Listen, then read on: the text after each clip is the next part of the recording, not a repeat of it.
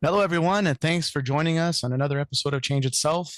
If it's the first time you're joining us, welcome, and I hope you really enjoy the conversation. If you're a return listener, really happy to have you follow along. And as always, we depend and count on you for hitting the likes and to ring the bell and offer some comments with your thoughts of the episode.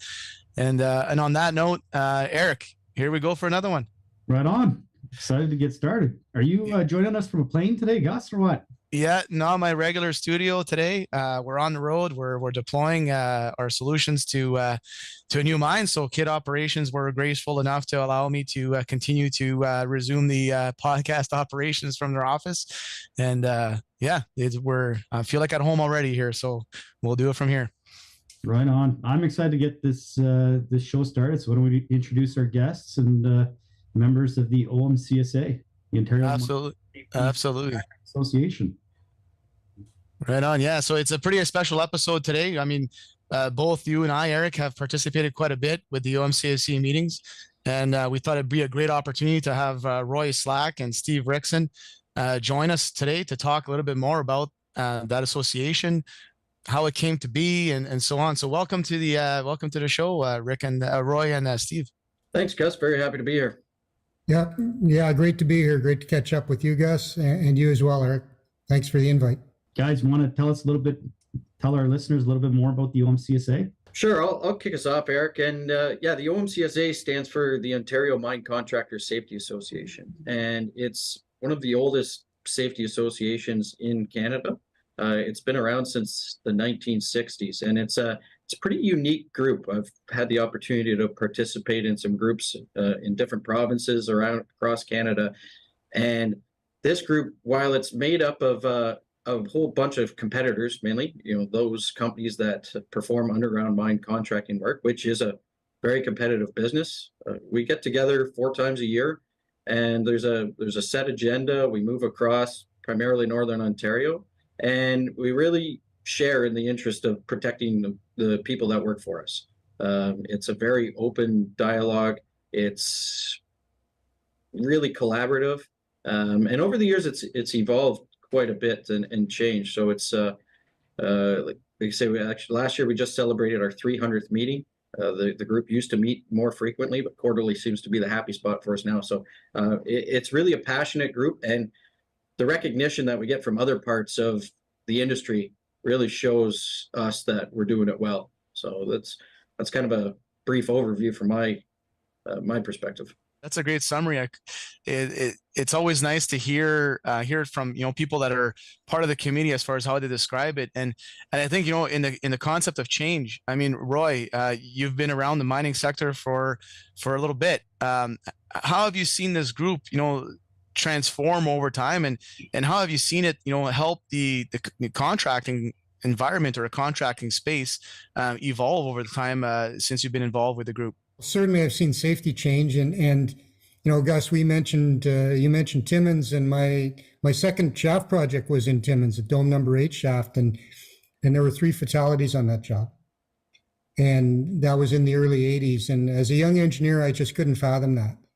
And of course, people in the industry didn't accept it either. This wasn't what we wanted mining to be, and so a lot of people were involved in trying to change the culture and the results. One of the things that people recognized was that we were having the same incidents over and over. So if one contractor had someone injured from a fall of ground, another contractor would say, yeah, well, 2 years ago, the same thing happened to us. One of the key things about the Ontario Mine Contractor Safety Association is sharing those incidents with others in order to help prevent them from happening again in the future.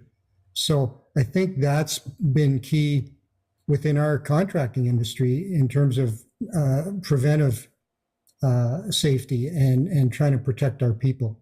Mining companies around the world rely on Kal Tire's Mining Tire Group for innovative tire management and supply. Whether they're making their work safer and more efficient, reducing total cost of ownership, or helping customers improve sustainability, Kal Tire unlocks opportunity and drives positive change. To learn about their award-winning repair technology, tire management tools, recycling solution, and TOMS, their productivity-driven tire and operations management system, visit them at kaltiremining.com. Zero Knox is leading the electrification of off-highway commercial and industrial vehicles. They provide a platform for clean energy technology to get to market through powertrain solutions, development partnerships, and electrification kit solutions for conversions. Reduce carbon emissions without diminishing vehicle performance or being restricted by high costs. Partner with Zero Knox, like many of the world's leading OEMs, as they solve challenges across multiple continents with their cleaner and higher performing technology.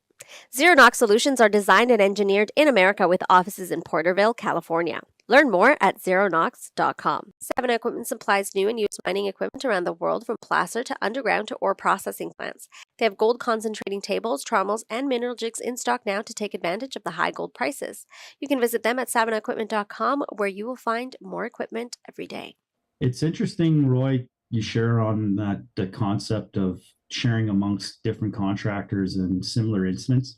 I got to participate in the September meeting, and as much as things change, things are very much still the same. We had, maybe Steve, you were there, but there's, lots of things around hand injuries, and it was everywhere. It's prevalent across all contractors.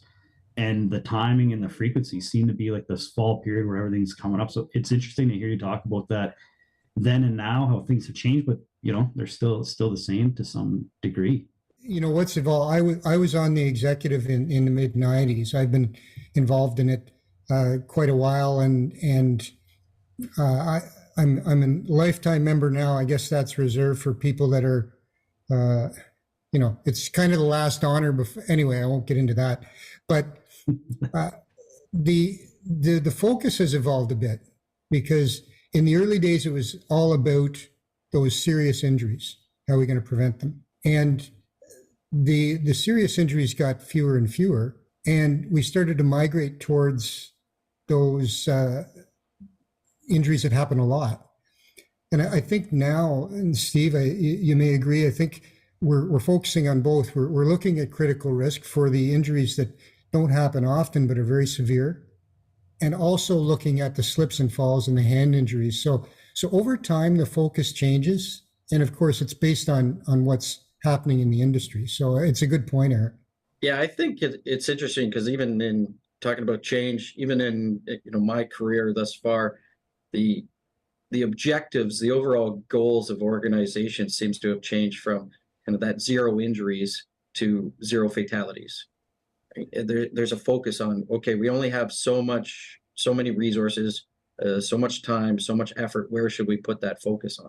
And if you really spend all of your time focusing on preventing the hand injuries, the slips, the falls, the twisted ankles, things like that, you might miss something that's more critical and more important, and it could result in somebody not coming home. And I think we do get a variety of incident shares, and I gotta be honest, it's the best part of our meetings. We have a set agenda every time, and each meeting sometimes has a different theme. But I've gone up there many times and shared our horror stories, our failures, really, because we've had breakdowns and somebody's been hurt, and it's good. And sometimes you get asked some really tough questions. Sometimes you get points brought up to you that you hadn't maybe considered through your investigation and your findings, and you can take that back to your organization, and hopefully the people in the audience or the people who are our members are taking back the lessons learned and seeing how they could be implemented in their business to help prevent those injuries. So I think it's really supportive. It's challenging as well, which is good. We don't necessarily just brush off, oh, this happened because so and so made a mistake, or I think we're doing a better job over the years of not blaming the person or the action, but looking at the overall system, looking at the setup, looking at how the work was performed. So that's one of the things I think the industry in general is doing a much better job on. Created and designed by industry leaders with decades of frontline experience, Sophie is a platform that brings workers home every day. Give your workforce the communication tools they need on the job to do it safely and productively. Visit Sophie.com today to discover how you can leverage Sophie to increase efficiencies, mitigate risk, and optimize collaboration. Safer, smarter, Sophie. Technica Mining is a premier underground mining and construction contractor. They stand for delivering quality project work on time and on budget through innovative thinking. Their excellent safety record, experienced workforce, and large equipment fleet will guarantee the timely completion of all your project needs. Trusted by the world's leading mining companies, Technica Mining has over 20 years of experience in mine construction, development, and production. Contact Technica Mining to take your next mining project to the next level. Visit them at technicamining.com. And it's something that was really, really cool and neat that I experienced when I was there at some of the meetings. And then a few of the things that unfolded over the past few years is, we tend to think that in the mining space, we try to innovate and try to create new ways of doing things and kind of holding on to the IP or holding on to that idea so that you can have that competitive advantage. And that was something that I saw that was super unique with the group, was that it's like, hey, these are all the creative ways that we found to do our work safer, faster, better kind of thing. And then everybody has that forum to share their experiences that way and learn from it without that fear of jeopardizing their competitiveness or the integrity of the business. Stephen, did you want to expand on that a little bit, how that innovative challenge came to be and the impacts that it's had on industry so far? Yeah, certainly. That's definitely a highlight. Well, we look at our lessons learned from incidents. We also do a really good job of sharing our proactive measures, and that could be a program, that could be a design change. And what it turned into is actually in our March meetings, which is traditionally held in Timmins, we actually came up with an innovation contest. And there it's the different contractors get up and present their ideas that ideally have come from the people in the field that they've implemented at their sites to make work safer and separate people from hazards. And it's really cool. There's a competitiveness to it for sure. But the whole intent there is, if it's a good idea for us, it's likely a good idea for you. I've seen engineer drawings and prints get exchanged. It's really remarkable in an industry, again, kind of going back to a room full of competitors that really collaborate when it comes to health and safety. And I've actually had people from overseas in Australia make mention of the OMCSA Innovation Contest and the winners, and that's pretty cool. Workplace Safety North is I don't know if they're a partner of ours, but they're the Health and Safety Association for the mining industry in Ontario and forestry. And they actually, every year at their annual conference in April in Sudbury, they give the OMCSA about 15 minutes to showcase these innovations. And that's really cool because it's, again, a wider audience, and a lot of our clients are in that room too. So it really shows off the good work that the contractors are doing and the great ideas that are coming up with. Absolutely. And you mentioned a little bit about overseas and the impact that OMCSA is having on a global scale. Roy, have you seen that? Like, I mean, you've been around the globe a couple of times through your career, I think, right? You've had several projects in your career that touched a couple of different continents for sure. What's your take on how unique and special that, what OMCSA is bringing to the table in Ontario, in contrast to what you've seen elsewhere? Well, first of all, I haven't seen anything like it elsewhere, to be quite honest. I've been involved in lots of safety initiatives and associations, and haven't seen the owners do this either, which is interesting because theoretically they're not as competitive as the contractors. But what does happen, it's called the Ontario Mine Contractors Safety Association, but in reality, the members work across Canada and around the world. We do see incidents that contractors present that happen in some of their operations overseas. And an innovation that's presented at one of these meetings could very easily show up in Mongolia or South Africa or Australia because the members work in all of those places. So what happens in the Ontario Mine Contractors, I was thinking of Vegas. What happens in Vegas stays in Vegas. But what happens in the Ontario Mine, I don't know why I thought of Vegas. That's another show, Gus. But what happens in the Ontario Mine Contractors Safety Association doesn't stay there. It goes around the world. And really that's a function of the members who work globally. So that's how it disseminates so quickly. No, it's very cool. And one of the things that I gathered from the meetings as well is that even though the contracting space is competitive, each individual contractor brings a little special something that they specialize at. Like, this is something that becomes routine for them. And what I've seen through my career so far is that the non-routine tasks are what kind of gets you, when it comes to safety, because you're just not used to doing that kind of work. So being able to see some of the innovations from groups that do this all the time, to kind of give a heads up to people that if they're going to do it, this is something that you might want to consider, because we've learned our lesson from those things. I thought that was super special in the meetings as a whole. Yeah, I think in general, and Roy would be able to comment on this better, but contractors take on high risk work often. We are hired for our expertise and specialty in performing work that the clients generally do not, right? So with that, there's likely a lot of opportunity for improvement and innovation. The innovations that have come through mechanized raised climbers over the years have been numerous, and it's something that is generally done by contractors. So I think it's a good point there, Gus. I think the other evolution that I've seen is two things. One is going from being reactive to being proactive. And so there's much more emphasis in safety, and certainly in Ontario mine contractors, in leading indicators and how we're going to prevent injuries, not how we're going to investigate them and prevent the next one, but how we're going to prevent them. And I think, and that nobody talked about leading indicators, 10 years ago, or maybe somebody did, but I didn't hear them. But that's been an evolution recently as well. The other thing, I got to comment on the innovation contest, because it's I don't know how many wins. It's a win-win-win at least, and it could be 4 or 5 wins, because the innovative company gets a win. They get that recognition. The individual that proposed it, they're up on stage at the Workplace Safety North Conference. Great positive recognition. The other contractors that are in the room get to see it and implement and protect their employees. So it's a win for them, and it's a win for their employees. And Gus, you pointed it out, and it's so unfortunate that in a competitive industry, we don't share more. I'm involved in the CIM, and it's all about knowledge sharing and collaboration. But the OMCSA is a great example of knowledge sharing in our industry, and it's a great model.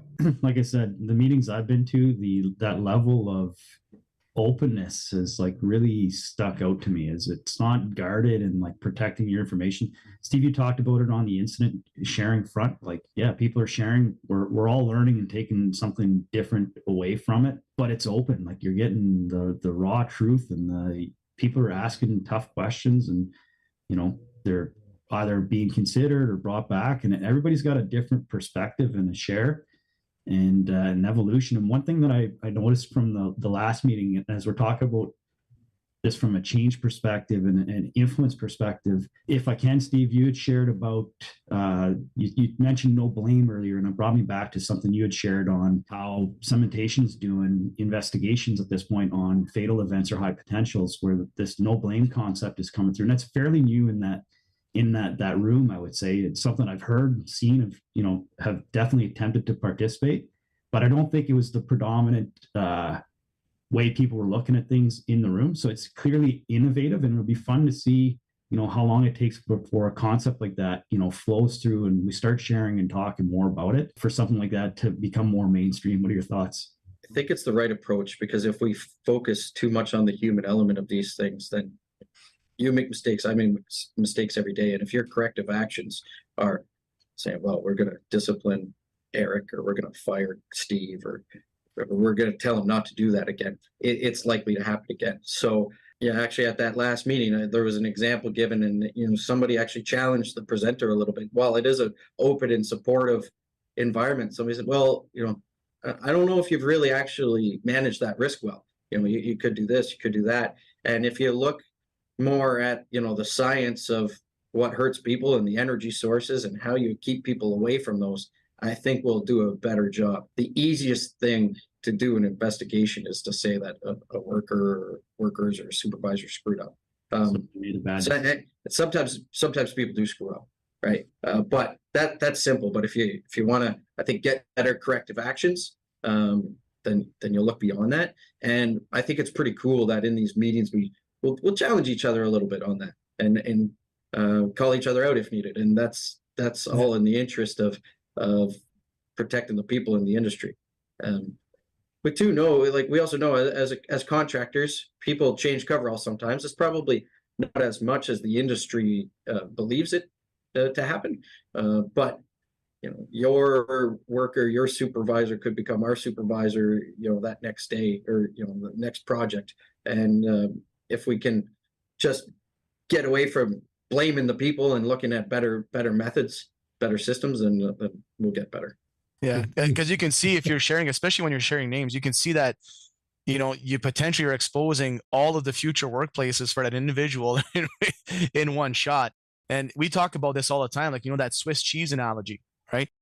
If you're going to blame the last hole that the thing occurred as the source of the problem, you missed out on a whole series of events that took place to actually garner that opportunity, right? You've got to look at all the holes. You can't just blame the A-hole. You have to look at the B and the C and the, anyway. But I wanted to comment on something that Steve said, because no association is perfect, and we've had our challenges over the years. And a couple of lessons learned. It's very important that the executive be from a number of different companies, and that's the way Steve and the team are set up now. When you have one company with 3 or 4 people on the executive, we ran into problems. The other thing that happened over the years, because mining is such a cyclical industry, contracting, 1 or 2 things are happening. You're either short of work or short of people. There never seems to be an in-between. And when you're short of people, there's the issue of poaching. And you've got all the best safety people in that room. And there were times, back a while ago where it became a problem. And we had to sit down and talk about it as an executive and say, nobody's going to show up if they're worried about their people getting poached. So there's kind of a gentleman's or an unwritten rule there about that. But that's a few lessons learned from a long-term association. And I don't think that's just safety. That could be anything in any industry. Yeah, I think that's a good point, Roy. And actually, in our terms of reference or bylaws that we have now for a board of directors, there's actually a rule in there that an organization can only have 2 members on the board of directors, and that's probably from the lessons learned from the past, but to not over influence things necessarily. I've been on the executive and the board of the OMCSA for I think 11 years or so now, and I don't think we've ever anything's gotten too contentious. I don't think we've come to a vote or anything like that within our internal discussions. And doesn't mean that we don't have some conflict sometimes within those discussions, because you're talking about a passionate group of safety professionals and some operations people as well who want to do the best thing. And over the years, we try and pride ourselves on getting operations people on that board of directors in those meetings. It's really critical that they're the ones steering the ship when it comes to health and safety on their projects. So when you can have that influence in the room or around the table, it pays off so much more, because they're the ones who can truly make that change. The HSE professionals are, I think, most of the organizations are not looking at them as cops or anything like that. They're resources, they're subject matter experts. But it takes the chain of command and those senior operations people to influence that change and make sure that the actions are being done and followed through and done for the right reasons. You've been on 11 years, Steve. I only lasted 2 years before I exited for reasons we won't talk about today. But so thanks. Maybe this is an opportunity to just say thanks for your service, because I know it's extra work, and I know what you do. So it helps everyone. So thank you. It is. And if I could highlight that, like, I know that's not the only committee you're on, Steve, and same for the vast majority of that executive team. And so for those people to give up their time, their energy, that's time away from family, hobbies, and work at times. But it's making a difference in industry. And they're also looked up to. And, they're a voice, and they're representing us as contractors. I saw some of it at the last meeting where there's, maybe issues to be brought up because a lot of these members are on other committees, such as the MLRC or other such committees, and issues are brought forward by other members, and then they're the voice of industry, they're the voice of contractors in those different organizations. Really fun to see and to be at the table and to watch that people try to make a difference. So yeah, I think that's a good point. Thanks. This is my this is the favorite group I'd say I belong to, and I'm pretty passionate about it because I've seen some of these long lifetime members in the past who really took a lot of pride in it, and I don't want to let it slip, the quality of it. Your favorite group other than cementation, the company you work for, is well? Well, yeah. I mean, yeah. That's just wanted to clarify that for the audience. Sure, appreciate that. But Eric brings up a good point too on the representation by the contractors. I think there's some senior people amongst our member firms that sit on pretty important like boards and committees for the province of Ontario. And they really do a good job in representing the contractors, because sometimes when it's talking about policies or rules or how money might be spent or where focus should be, sometimes it's easy to get wrapped up in the biggest clients' perspectives, the biggest owners. Even, I grew up in Sudbury, but sometimes I could see a Sudbury bias, right? And the contractors, because we work across the province, across the country, the world, I think help bring that perspective.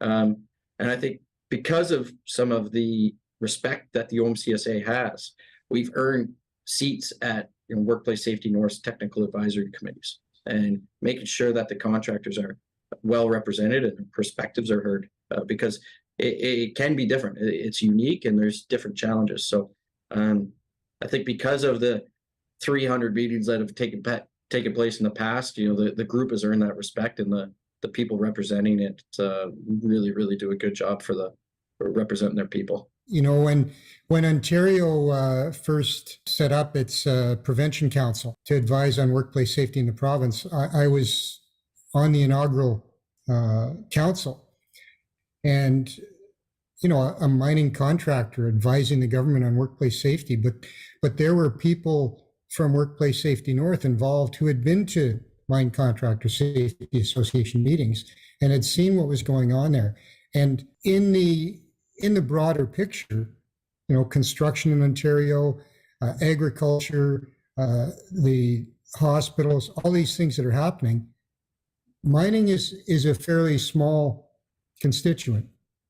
But I may be a bit biased here, but the most advanced in terms of working on safety and innovative safety. And we brought that to the Prevention Council. We brought that to the province of Ontario. So it's a group that's been noticed, and a group that I think is providing input beyond mining. And I believe there is a rep from the contractors on the Prevention Council now. I served for 3 years, but as a fairly small industry, and contractors are a small industry within mining, we have a big voice when it comes to safety in Ontario and in Canada and in the global mining industry. One of the things that has come up a few times in our conversation today has been about making a difference where the work is happening, in the field, on the ground. And I just want to ask you guys a question, because we also talked about the Innovation Award, but there is another award that is handed out annually, and I believe it's at the December meeting. Steve, mind sharing with us about that? Yeah, absolutely, Eric. That's another really good one. And what comes up now in our December meeting will be our Safety Leadership Awards. And the board of directors actually years ago had pretty good discussions on how do we move away from the lagging indicators to the leading indicators, because there's some trophies, they're almost archived now, to be honest with you, about one organization's lowest, based on how many people work for them or hours worked, lowest TRIF or lowest lost time injury frequency. And for many reasons, we decided that is not the approach that our association wants to take. So one of the ideas was, well, how can we recognize those people who truly make a difference? And Jake Hughes has kind of championed this approach over the years and done a great job at it. So what we have is each member firm, or even our associate members, can nominate an individual from their company who goes out and walks the talk, so to speak, demonstrates leadership, does the coaching, does the training, speaks up, provides that leadership. And Jake does a really good job in making sure, like, this is not about recognizing a safety professional. This is about the people who are, supervising work, doing the work, overseeing, overall responsible for health and safety. And I think the organizations do a really good job of getting those winners to the December meeting. It's great recognition. I know a lot of companies do their own thing internally for them as well, but it's pretty prideful to hear the responses or the criteria and why somebody was selected. And those are the people making the industry better every day. That is another super special piece. And I think as our viewers and as we start wrapping up, as our viewers are listening in, I'm sure that some of them are very familiar with OMCSA. Some of them might have never heard of it, right? So for people out there, how do you get involved with the OMCSA? Is every organization in Ontario so far part of? And is it also limited to just Ontario members? What is the skinny on that, Stephen? So our membership is, anybody can reach out to me. You can find me on LinkedIn or send me a note. I'm the secretary treasurer for the association, so I handle a lot of the membership items and some of the invoicing. Our member firms. So we've got two categories. Member firms are those who typically do the hands-on mine contracting work. A lot of them are national and international organizations. Some are based in Sudbury. And then we have a pretty long list of what we call associate members. And the associate members are some of the original equipment manufacturers, suppliers, and they want to be in the room too when these incidents are shared. They want to learn from them. So if you make equipment, and a lot of the incident shares involve equipment, you want to take those lessons learned. You want to bring them back. You want to close the loop.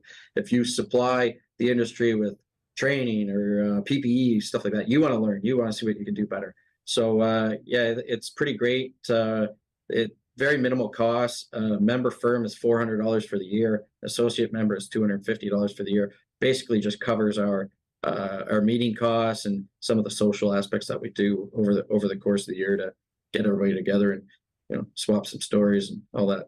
Perfect. Yeah. So I encourage everybody, if you're not involved or at the conversation or you want to be involved, get a hold of Stephen Rickson and he'll guide you in the right direction. And I do believe it's a fantastic group to be involved in. And I'm sure you're always looking out for some more support for the board and for just the events as a whole. Right, Stephen? Yeah, definitely. We want to fill the room. Usually our meetings, they vary anywhere from about 35 to 60 people in person in attendance. We even managed our way through the pandemic with some good, I think, Teams meetings that ran pretty well, and we continued some of that. But yeah, part of it is we want more people in the room. We're going to get the information out more. We can collect a few more dollars, and every once in a while, if we get a bit more money in the kitty, we decide, what can we do with this, whether it be scholarships or sponsorships, things like that to help grow the industry. Steve, maybe one more, kind of along the same lines, but you talked about the OEMs and the suppliers. If I know there's always different people and different groups presenting to the OMCSA. It's the same thing. If somebody has something they would like to share, they get a hold of you. Yeah, definitely. Yeah, we work on the agendas for each meeting. We like to have some new innovative technologies or products shared. So by all means, they can reach out to me and we can get them involved. Very good. Well, I thank you so much, Steve and Roy, for sharing your background and your history with the OMCSA, and just for taking the opportunity to meet with us and just to share with the world essentially what's going on with the OMCSA and why why there's a secret sauce there that exists within the group, and it's quite special in my opinion. And again, I appreciate you taking the time to speak with us today. Thanks a lot. Yeah. Yes. Anytime. Okay. Happy to do it. Thank you. Yeah. Right on. All right, everybody. That's a wrap for today. If you have any comments, please leave them below. As well as if you want to keep following us with the future episodes, we are on YouTube as well under Change Itself, as well as LinkedIn on Change Itself. And until next time, Eric, that's a wrap. Right on. Thanks a lot, everybody.